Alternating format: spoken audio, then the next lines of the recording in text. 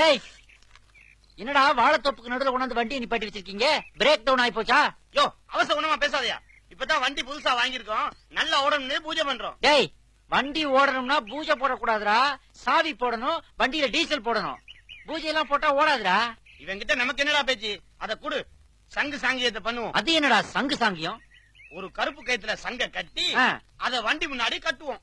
ஏண்டா மாட்டுக்கழுத்துல தான் கட்டுவீங்க, அதை கொண்டாந்து நீங்க கட்டுறீங்க, எதுக்கு இதெல்லாம்? வண்டி நிக்காம நல்லபடியா ஓடணும்ல, அதுக்குத்தான். அட பாவிகளா, டேய் நீங்க வண்டியை நிறுத்தாம ஓட்டுற லட்சணம் தான் எங்களுக்கு தெரியுமேடா. திருநெல்வேலியில ஆரம்பிச்சு மதுரை, திருச்சி, விழுப்புரம், செங்கல்பட்டு, தாம்பரம் வரைக்கும் உங்க அக்கப்பூர் தாங்க முடியலையேடா. ஏண்டா ரோட்டோரத்துல ஒரு பயம் நடமாட முடியலையேடா. நேரா பிளாட்பாரத்துல ஏத்தி புளிய மரத்துல இடிச்சு வண்டியை இப்படிதான் நிப்பாட்டி வச்சிருக்கீங்க. அப்புறம் ஏண்டா சங்கு சாங்கியம்னு கதை விடுறீங்க? டேய் எங்க சங்கு சாங்கியத்தை பத்தி கிண்டல் பண்ண, அப்புறம் நடக்கிறதே வேற. என்னடா பண்ணுவ? ஏண்டா பிறந்த உடனே சங்குல பால் குடிக்கிறீங்க, ஓகே. செத்துட்டாக்க பாடியை கொண்டே போச்சுட்டு பாலை ஊத்திட்டு அப்புறம் சங்கு ஊதுறீங்க, ஓகே. இந்த இடப்பட்ட கேப்லயாவது அந்த சங்கு கொஞ்சம் ரெஸ்ட் கொடுத்து தொலைங்களேண்டா. அதை கொண்டாந்து லாரி முன்னாடி கட்டுறீங்க.